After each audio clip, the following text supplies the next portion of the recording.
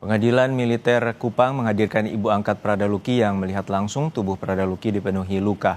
Ibu angkat Prada Luki juga sempat memberikan obat pereda nyeri dan menitipkan obat pada senior Prada Luki yang ikut membawa Luki kembali ke batalion.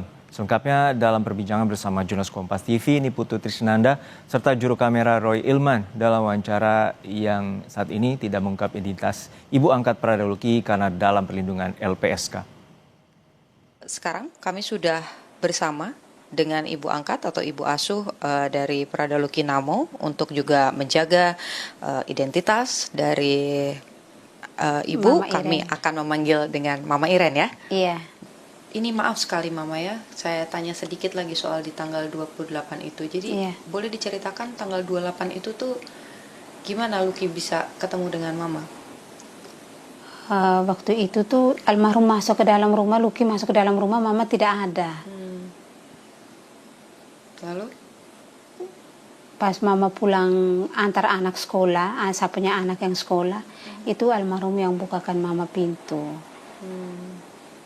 Dengan waktu itu kondisinya seperti apa yang Mama lihat?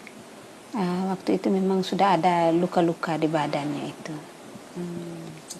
Dan itu di momen itu Luki cerita nggak kira-kira kenapa ini badannya luka-luka gitu? Waktu itu almarhum mengatakan memang dia dipukul senior. Karena apanya? Apakah cerita ke Mama juga? Tidak cerita.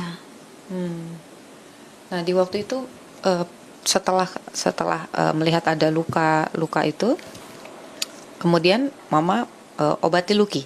Iya, kompres waktu itu dengan air panas. Terus kasih minyak gosok nona mas waktu itu. Dan sempat kasih obat pereda nyeri.